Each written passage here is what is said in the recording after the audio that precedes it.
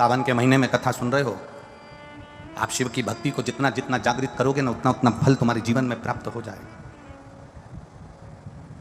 बारिश का समय चल रहा है, एक बेलपत्र आप अगर शंकर भगवान को रोज चढ़ाते हो, एक बेलपत्र शिव जी को रोज समर्पित करते हो, तो मन में एक संकल्प इस बारिश के मौसम में, इस सावन के महीने में एक संकल्प भी तुम्हारे भीतर आना चाहिए कि एक बेलपत्र अगर मैं शंकर भगवान को चढ़ाती हूं, मैं जिंदा हूं, तब तक तो देवादिदेव महादेव को बेलपत्र चढ़ाऊंगी, पर मेरे मरने के बाद मेरे बच्चों ने, मेरी बेटी ने, मेरे दामाद ने, मेरे बेटे ने, मेरी बहू ने, पोता पोती ने शंकर जी पे बेलपत्र नहीं चढ़ाई तो मरने से पहले ऐसा काम कर जाना, जैसे बीमा कर जाते हो तो बीमे की रकम तुम्हारे घर के लोगों को मिलती है, जमा तुम करते हो, रकम तुम्हारे परिवार वालों को मिलती है, उन परिवार वालों का भला कर जाते हो, उसी तरह एक भला अपना भी कर जाना और संसार सागर का भी कर जाना। मेरे मरने के बाद बेलपत्र कौन चढ़ाएगा, इसलिए एक बेलपत्र का पेड़ लगा कर जाना, उस पेड़ की बेलपत्र कोई भी तोड़कर महादेव को चढ़ाएगा, फल तुझे ही मिलेगा। एक बेलपत्र का वृक्ष तुम भी लगा कर जाओ, उस बेलपत्र के पत्ते को कोई तोड़ेगा शंकर पर चढ़ाएगा, फल मुझे मिलेगा। उस बेलपत्र के पत्ते को कोई तोड़ेगा शिव को समर्पित करेगा, उसका फल मुझे मिलेगा। मैं चली भी गई, वृक्ष तो रहेगा, पेड़ तो रहेगा। श्रेष्ठ कर्म कर देखिए।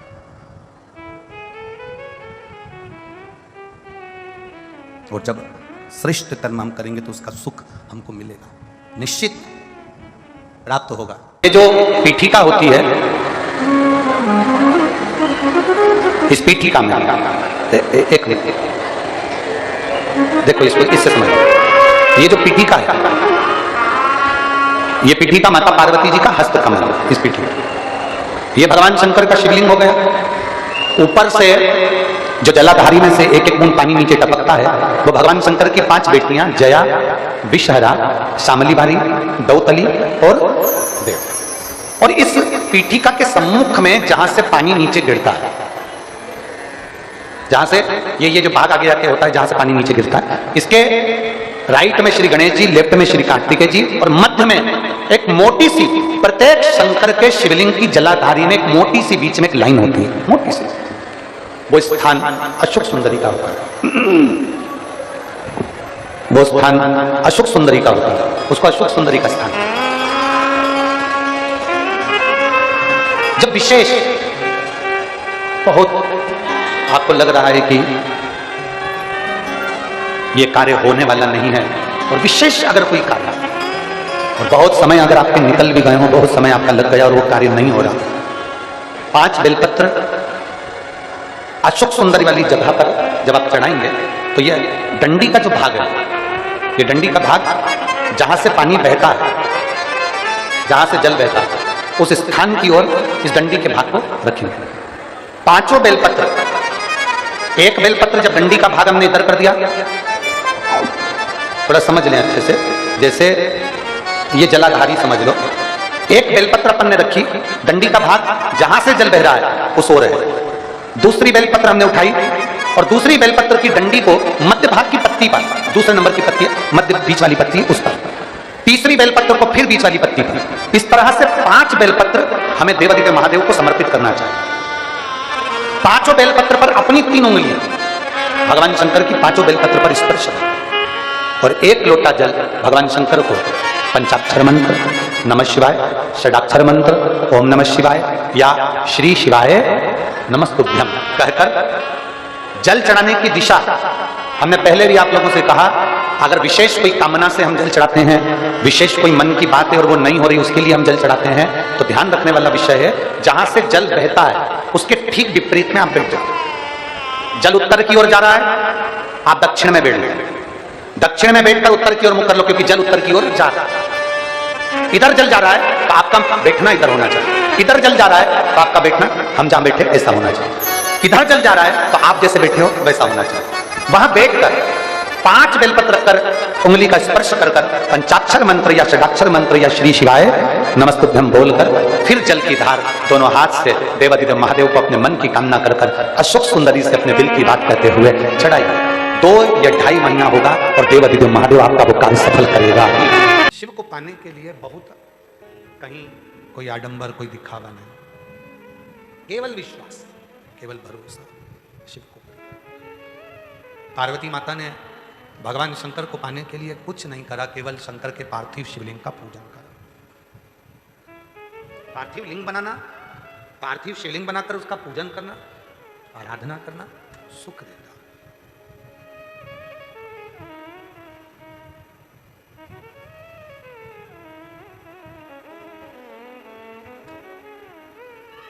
जैसे शिव जी का एक नाम है ब्रह्मेश्वर महादेव।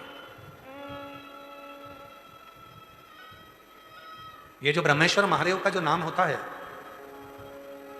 कई लोग कहते हैं हमारा बच्चा डिप्रेशन में पहुंच गया, हमारी पत्नी डिप्रेशन में है, हमारा पति डिप्रेशन में है, नींद की गोली खाना पड़ रही है, सुस्त सुस्त रहते हो, डिप्रेशन में चल रहे हो, टेंशन दिन रात दिमाग में चलता रहता है। तो चिंता को मिटाया कैसे जाए? 7 बेलपत्र भगवान शंकर के शिवलिंग पर चढ़ाकर सावन के महीने में 2 लोटा जल शंकर भगवान को, आप लोगों को मालूम है ना, सारे समय पर 1 लोटा जल और सावन में 2 लोटा जल, सावन के महीने में 2 लोटा जल शिव जी को चढ़ाया। और अगर चिंता ज़्यादा है, टेंशन ज़्यादा है, डिप्रेशन चल रहा है, गोलियों पर गोलियां खाना पड़ रही है, बीपी की गोलियां बार बार खाना पड़ रही है, तो ब्रह्मेश्वर महादेव का नाम लेकर शिव पर 7 बेलपत्र चढ़ाकर, और अगर 7 ना हो तो 5, 5 ना हो तो 3 बेलपत्र शिव को चढ़ाकर दोनों हाथों के लोटे का जल धीरे धीरे शिव जी पर चढ़ाएं और उसी में से थोड़ा सा जल लेकर जो बहुत टेंशन में हो, डिप्रेशन में हो, चिंता में हो, उसको उस जल का आचमन कराना प्रारंभ करो। 3 से 4 दिन के अंदर वो डिप्रेशन से बाहर निकलेगा, अपने कार्य में रुचि रखेगा और उसको प्रसन्न करेगा। ब्रह्मेश्वर महादेव, बोलो कौन से महादेव? ब्रह्मेश्वर। बोलो ब्रह्मेश्वर महादेव की। पार्थिव शिवलिंग के निर्माण को माता पार्वती जी ने किया और उसका फल मां जगतजननी जगदम्बा अंबा को प्राप्त हुआ। पार्थिव पार्थिव पूजन कभी भी खाली नहीं जाता, कभी खाली नहीं जाता। पार्थिव पूजन अगर किसी ने करी है तो खाली नहीं जाएगा। आप लोग 11 अगस्त को जो सावन की शिवरात्रि है, उस दिन जब आप शाम को 7 बजे पूजन करें, भले आपकी थाली में पूजन का सामान हो ना हो, केवल पार्थिव शिवलिंग बनाकर बैठ जाओ। जब हम जल चढ़ाएं, आप भी साथ में जल चढ़ाओ, धीरे धीरे बाबा को बस दिया लगाकर बैठ भी गए, कुछ भी नहीं है तो भी बेलपत्र पत्र चढ़ाकर अगर जल चढ़ाओगे साथ में, तो निश्चित है कि पार्थिव पूजन का फल तुमको प्राप्त जरूर है। किसी के यहाँ आज भी सिंदूर नाक से भरा जाता है तो मांग के मध्य तक भरा जाता है। आज भी शिवजी ने जब मांग में सिंदूर दिया, वो सिंदूर नासिका पे आकर गिरा, नासिका। और जब नासिका पर आकर गिरा, तब देवाधिदेव महादेव ने कह दिया, सुनो पार्वती, आज मैं संसार की प्रत्येक नारी को एक वर देता हूं कि नारी चाहे छोटे से बच्चे के कपड़े धो ले, नारी चाहे अपने घर के बुजुर्ग के कपड़े धो ले, नारी चाहे झूठे बर्तन मांज ले, नारी चाहे अपने पति के झूठे बर्तन मांज ले, कपड़े धो ले, सारा काम कर ले, उसके बाद भी नारी अगर एक क्षण के लिए मेरे मंदिर तक आ रही है तो वो कभी अशुद्ध नहीं हो सकती, वो शुद्ध की शुद्ध ही है, वो अशुद्ध नहीं है, उसमें अशुद्धता का भाव नहीं। आज के जमाने में बहुत बड़ा बड़ा आडंबर हो गया, शिव जी को हाथ मत लगाना, इस मंदिर में प्रवेश मत करो, इस मंदिर के अंदर कोई जा नहीं सकता, शंकर जी को कोई हाथ नहीं लगा सकता, भगवान को कोई छू नहीं सकता। हे भाई, शिव पुराणों को अगर अच्छे से अध्ययन करो तो स्वयं देवाधिदेव महादेव कहते हैं, जब मेरे पास में मेरे भक्त आते हैं, उनको देखकर जो मेरे चेहरे पर प्रसन्नता आती है, वो मुझे फूल चढ़ाने से भी नहीं आ सकती।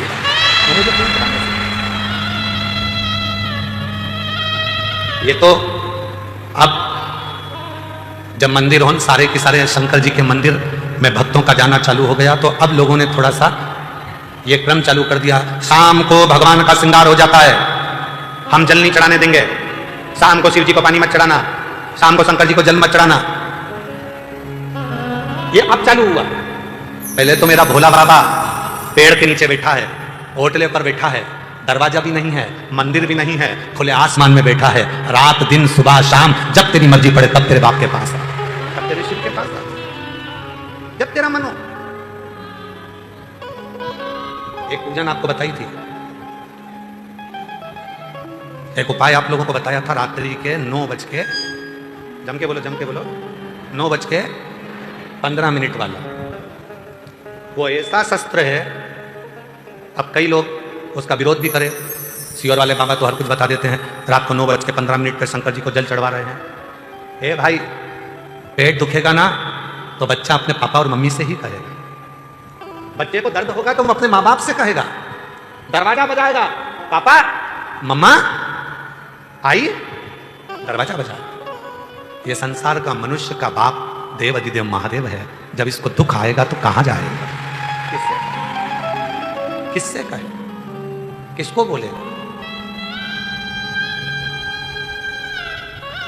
आओ कुबरेश्वर बाबा की भूमि पर रात को 12 बजे भी आओगे तो शंकर जी को जल चढ़ता मिलेगा। बोलो बोलो, सही है गलत है? 1:30 बजे रात को भी आओगे तो शिव जी को जल चढ़ता मिलेगा। 2 बजे रात को भी आओगे तो शिव जी को जल चढ़ता मिलेगा। 3:30 बजे रात को आओगे तो शिव जी को जल चढ़ता मिलेगा। 6 बजे भी आओगे तो जल चढ़ता मिलेगा। दिन भर जल चढ़ता मिलेगा। 24 घंटे बाप का दरवाजा अपनी औलाद के लिए खुला के खुला है, वो आएगा। कावड़ का नियम क्या होता है? कावड़ का जल किस जगह पर रख दिया जाए लाकर थोड़ा सा, कि जीवन में कभी संपदा की कमी ना हो जिंदगी। कावड़ का एक नियम होता है कि कावड़ को ये कंधे से ये कंधे पर रखना है तो सिर के ऊपर से कभी नहीं लिया जाता। कावड़ का एक नियम है। कावड़ को इस कंधे से इस कंधे पर लाना है तो सामने से लाया जाता है, पीछे से लाया जाता है, पर सिर पर से बार कर उसको वापिस नहीं लाते हैं। सिर पर से बार कर। कावड़ का एक नियम होता है, जिस नारी का, जिस व्यक्ति की संतान नहीं होती है, उसको कावड़ यात्रा करने से पहले अपनी गोदी में धान चावल को भरना पड़ता है। गोदी में उसको जब तक महादेव के दरवाजे तक नहीं चली जाती, जब तक उसकी गोदी में वो धान चलते चलते उसकी झोली में वो हिलता रहता है। कावड़ का जल उसके कंधे पर रहता है। और जब वो कावड़, जिसकी औलाद नहीं, संतान नहीं, जब वो कावड़ का जल महादेव को चढ़ाती है तो पहले जल समर्पित करने के बाद फिर चावल के दाने बाबा के उस शिवलिंग पर समर्पित करती है कि बाबा मेरी गोदी में तू यहां तक लेकर आया है, ये गोदी खाली मत छोड़ना, मेरी गोदी भर देना, भले 25 साल हो गए। कावड़ यात्रा का नियम है, सिर पे से बार कर वापिस नहीं आती, सम्मुख से कावड़ निकल जाती। लंकाधिपति रावण को सुध पड़ी जब तुम रुका जी ने कहा, जाओ लंकेश, अगर तुम चाहते हो कि शंकर के शरीर में गंध पहुंची है उस विष की गंध को समाप्त करना है, तो तुम जाकर महादेव को जल अर्पित करो सावन के महीने में। उसी को हमारे यहां कावड़ कहा गया। अविश्वास, भरोसा, दृढ़ता, शिव के प्रति जागृत कर कर चलते हैं। दो चीजों का स्मरण होना चाहिए। एक, अपने घर से निकलते समय दरवाजे के बाहर 2 स्वस्तिक बनाकर अवश्य आए। 2 स्वस्तिक बनाकर अवश्य आए। कावड़ियों का नियम होना चाहिए, घर से जब निकलें 2 स्वस्तिक दरवाजे पर बनाकर आना चाहिए। जिस समय आप कावड़ का जल चढ़ाकर वापिस घर की ओर जाएं तो वो 2 स्वस्तिक जो तुमने बनाए हैं उस पर कावड़ का जल छींटना अवश्य चाहिए। उस घर से लक्ष्मी कभी समाप्त नहीं होती, उसमें भरी रहती है। कावड़ियों का स्मरण में आना चाहिए। जब जल भरने जाओ तुम्हारे दरवाजे पर स्वस्तिक बना होना चाहिए।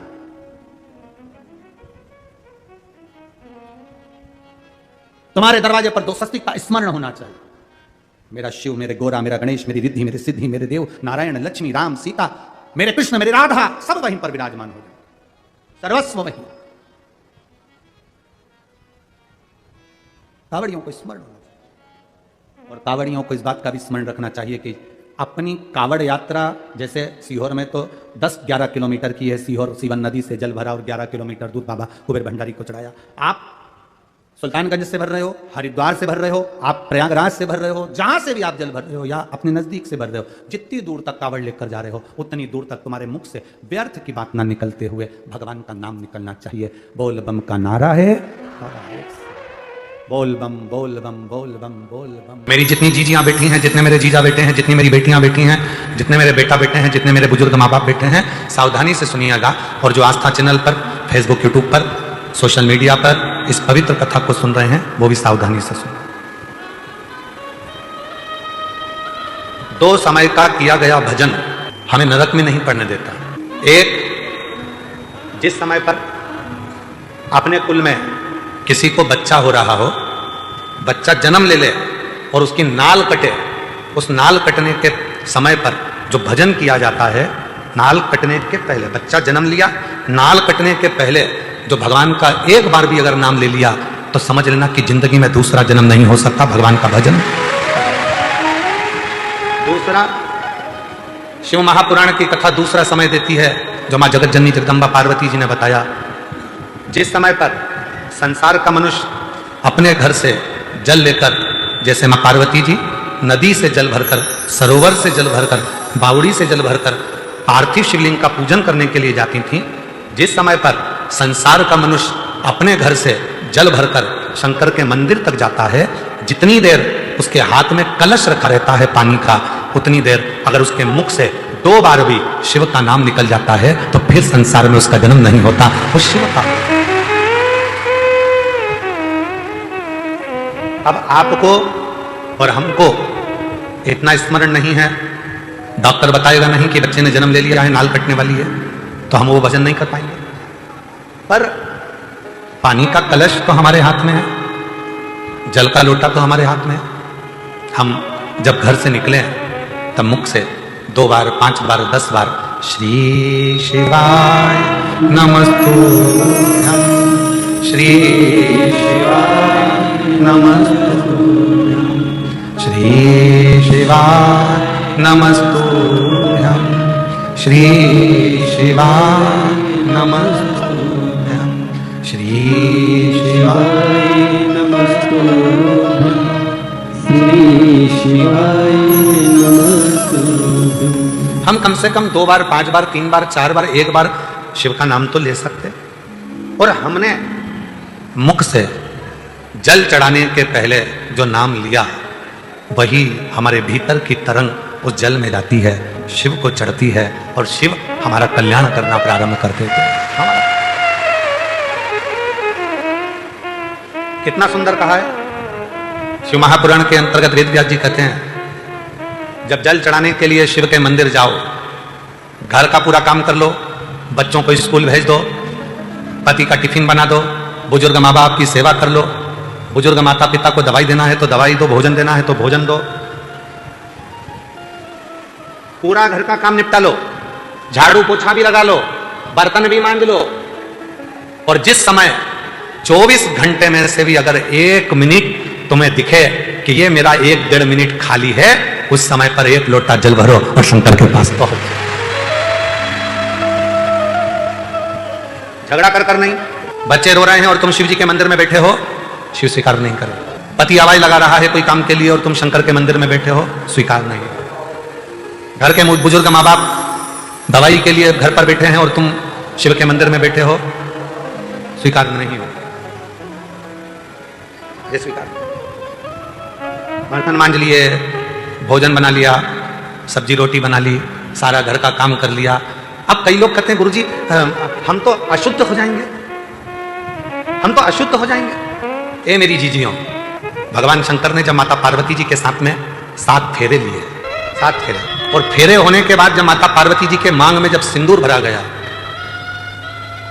वो सिंदूर जब मांग में भरा जा रहा था, वो सिंदूर नासिका पे आकर गिर रहा था।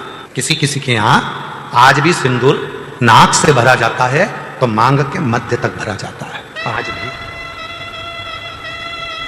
शिवजी ने जब मांग में सिंदूर दिया, वो सिंदूर नासिका पे आकर गिरा, नासिका। और जब नासिका पर आकर गिरा, देव अधिदेव महादेव ने कह दिया, सुनो पार्वती, आज मैं संसार की प्रत्येक नारी को एक वर देता हूं कि नारी चाहे छोटे से बच्चे के कपड़े धो ले, नारी चाहे अपने घर के बुजुर्ग के कपड़े धो ले, नारी चाहे झूठे बर्तन मांज ले, नारी चाहे अपने पति के झूठे बर्तन मांज ले, कपड़े धो ले, सारा काम कर ले, उसके बाद भी नारी अगर एक क्षण के लिए मेरे मंदिर तक आ रही है तो वो कभी अशुद्ध नहीं हो सकती, वो शुद्ध की शुद्ध ही रहेगी।